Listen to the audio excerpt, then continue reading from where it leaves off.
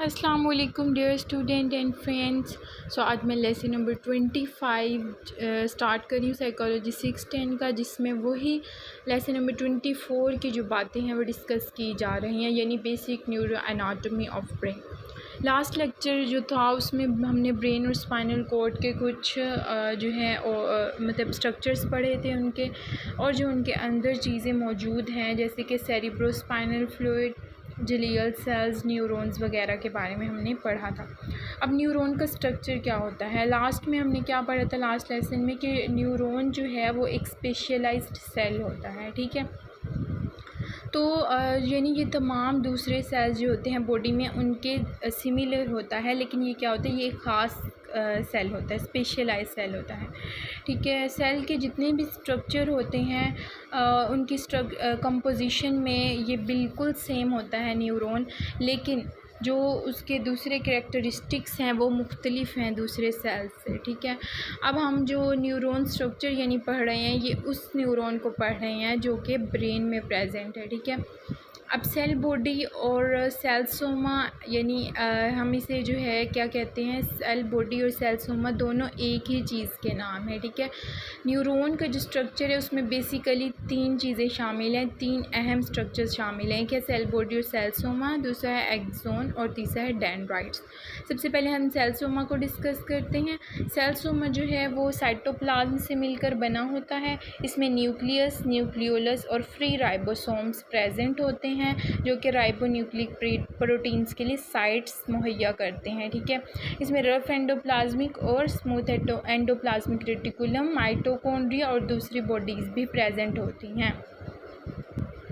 यानी जैसे आम सेल में जो स्ट्रक्चर्स प्रेजेंट होते हैं वो इसमें भी प्रेजेंट होते हैं, ठीक है। अब साइटोप्लाज्म क्या होता है, सेल सोमा के अंदर ही साइटोप्लाज्म होता है, ठीक है। ये जेली लाइक सेमी फ्लूइड होता है जिसमें तमाम कंपोनेंट सेल के फ्लोट कर रहे होते हैं न्यूक्लियस के गिर्द, ठीक है। जैसे हम ब्रेन को कहते हैं कि ये पूरी बॉडी का मास्टर माइंड है, तो सेल का जो मास्टर माइंड है वो क्या है, साइटोप्लाज्म है। इसे हम सेंटर और मास्टर माइंड कहते हैं, ठीक है।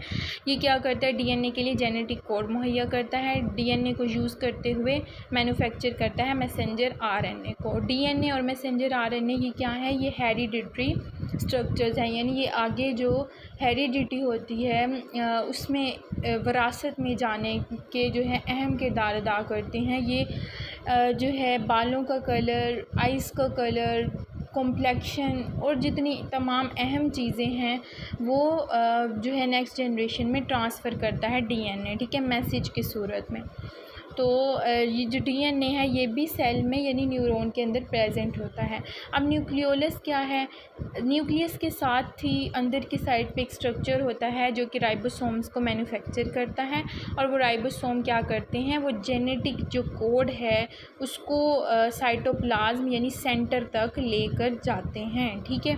अब राइबोसोम्स क्या हैं जी, राइबोसोम अमाइनो एसिड होते हैं, ठीक है। ये क्या करते हैं, प्रोटीन्स तैयार करते हैं for use within the cell. जैसे सेल को न्यूट्रिएंट्स की जो है ज़रूरत होती है ग्रोथ के लिए, तो इसलिए जो इनको प्रोवाइड करने वाला जो है प्रोटीन्स वो क्या है, वो राइबोसोम्स हैं, ठीक है। राइबोसोम्स जो होते हैं ये एंडोप्लाज्मिक रेटिकुलम के से लेकर जो है प्रोटीन्स को कहाँ पहुँचाते हैं, ये न्यूक्लियस तक पहुँचाते हैं, न्यूक्लियोलस तक। एंडोप्लाज्मिक रेटिकुलम क्या है, ये भी एक सेल में स्ट्रक्चर होता है और इसकी दो टाइप्स हैं, एक है स्मूथ एंडोप्लाज्मिक रेटिकुलम और दूसरा है रफ़ एंडोप्लाज्मिक रेटिकुलम, ठीक है। ये दोनों टाइप्स बहुत इंपॉर्टेंट है। रफ़ का नाम इसलिए पड़ा इसको एंडोप्लाज्मिक रेटिकुलम के इस हिस्से को क्योंकि इसके ऊपर बहुत सारे जो हैं बीडिड लाइक अपीयरेंस के राइबोसोम्स प्रेजेंट होते हैं, तो इस वजह से इसको ये रफ़ हो जाता है, इसकी सरफेस रफ़ नज़र आती है, ठीक है। स्मूथ एंडोप्लाज्मिक रेटिकुलम, इसकी सरफेस बिल्कुल स्मूथ होती है, इस पर कोई राइबोसोम जो बहुत इक्का दुक्का प्रेजेंट होते हैं, तो इस वजह से हम इसे स्मूथ एंडोप्लाज्मिक रेटिकुलम कहते हैं। अब दोनों का फंक्शन भी चेंज है, क्या है कि जो आर है वो क्या करेगा, वो राइबोसोम को ट्रांसपोर्ट करेगा, लेकिन जो SCR यानी स्मूथ एंडोप्लाज्मिक रेटिकुलम है वो लिपिड्स और फैट्स को ट्रांसपोर्ट करेगा। अब इसके बाद आता है गोल्जी अपरेटस, ये भी सेल में पाए जाने वाला एक स्ट्रक्चर है और इसको एक बायोलॉजिस्ट कैमिलो गोल्जी ने डिस्कवर किया था, ठीक है, जिसकी वजह से इसका नाम गोल्जी अपरेटस पड़ गया था। ये ऐसी जगह हैं जहाँ पे वेसिकल्स के लिए जो मेम्ब्रेन होती हैं वो तैयार होती हैं, ठीक है। वेसिकल्स को प्रोटेक्शन के लिए मेम्ब्रेन्स की ज़रूरत होती है, किसी भी चीज़ को प्रोटेक्शन के लिए जो है मेम्ब्रेन की ज़रूरत होती है, तो वेसिकल्स को भी इसी तरह मेम्ब्रेन्स की ज़रूरत होती है, और वो मेम्ब्रेन्स इस जगह पर बनती हैं, यानी गोल्जी एपरेटस पर। इसके बाद आता है माइटोकॉन्ड्रिया, जो कि सेल का बहुत ही ज़्यादा इम्पोर्टेंट स्ट्रक्चर है, मोस्ट इम्पोर्टेंट स्ट्रक्चर। इसे हम कहते हैं सेल का पावर हाउस, ठीक है। ये क्या करता है, ये सेल को एनर्जी प्रोवाइड करता है कोई भी फंक्शन करने के लिए। सेल को एनर्जी की ज़रूरत जब पड़ती है तो माइटोकॉन्ड्रिया वो एनर्जी प्रोवाइड करता है। इंटरेस्टिंगली जो सेल का जो रेस्पिरेटरी ऑर्गन है वो भी माइटोकॉन्ड्रिया ही है। जैसे हमें जो है सांस लेने के लिए लंग्स की ज़रूरत होती है, लंग्स जो है इसमें हम किरदार अदा करते हैं, वो हमारी रेस्पिरेटरी ऑर्गन है। इसी तरह सेल को ज़िंदा रहने के लिए माइटोकॉन्ड्रिया की ज़रूरत होती है, जो कि वो रेस्पिरेटरी ऑर्गन बनकर पूरी करते हैं, ठीक है।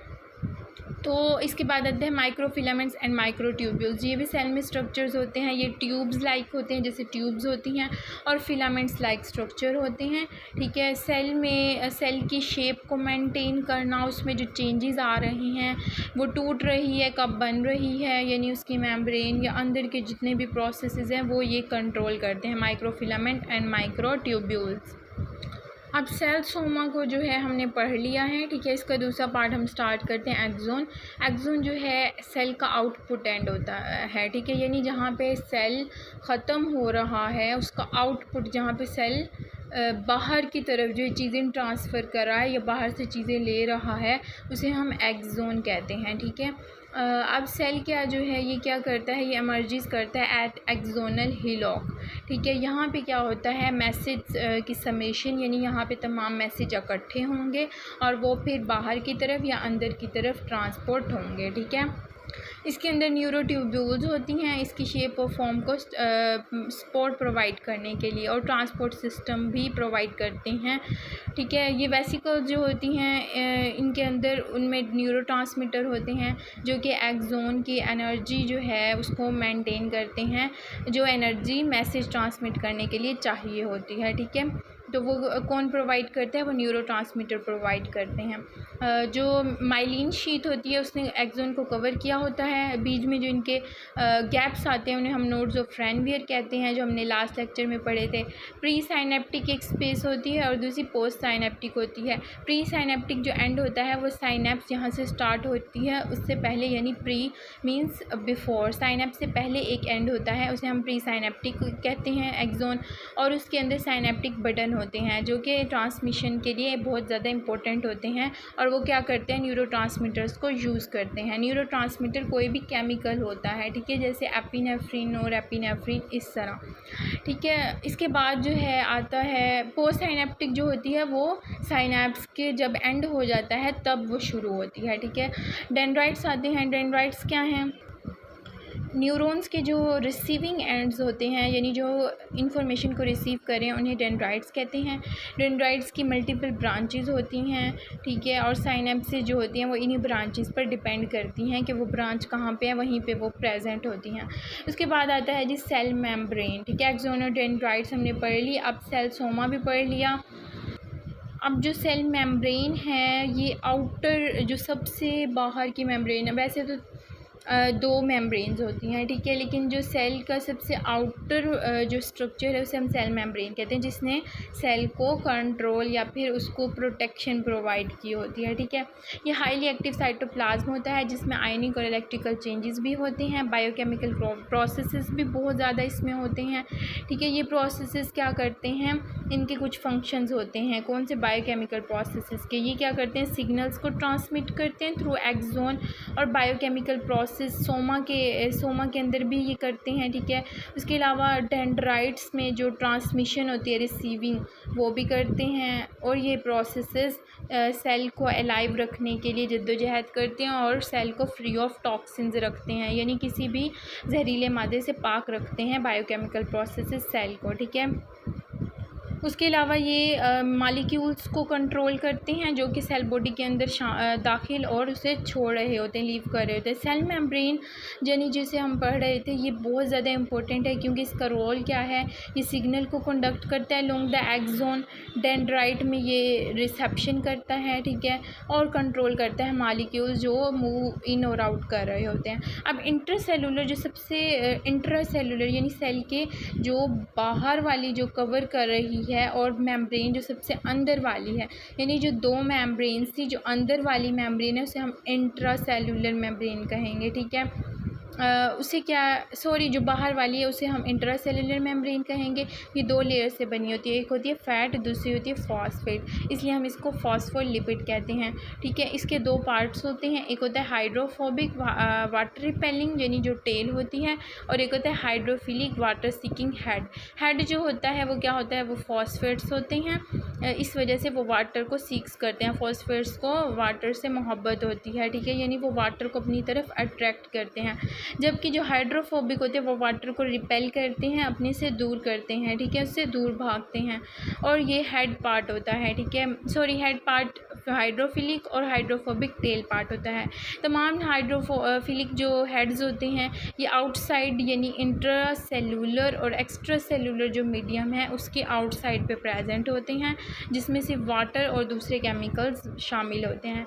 जो हाइड्रोफिलिक एंड्स होते हैं ये टुवर्ड्स द इनसाइड होते हैं, like the bread in a 3 layer sandwich, जैसे सैंडविच के अंदर 3 लेयर्स होती हैं, इसी तरह के ये हेड और टेल्स का स्ट्रक्चर इनका बना होता है, ठीक है। और इनके अंदर जो लिपिड टेल्स हैं वो एक दूसरे को फेस कर रही होती हैं। इनमें कुछ प्रोटीन्स यानी ग्लाइकोप्रोटीन, चैनल प्रोटीन और साइटोस्केलेटल एलिमेंट्स भी प्रेजेंट होते हैं। ये तमाम किसकी बातें हो रही हैं, जो इंट्रासेलुलर मेम्ब्रेन को हम पढ़ रहे हैं। ये क्या करती हैं, ये लेयर्स के गिर्द फ्लोट करती हैं, और लिविंग ऑर्गेनिज्म को ज़िंदा रहने के लिए इन चीज़ों की ज़रूरत होती है।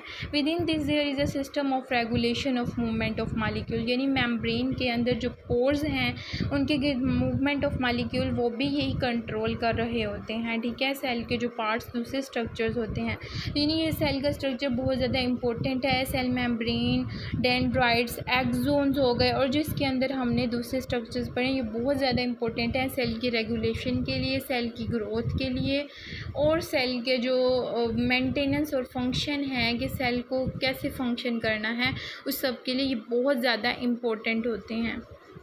तो इसके साथ ही होता है हमारा chapter and. I hope you guys will understand. Thank you.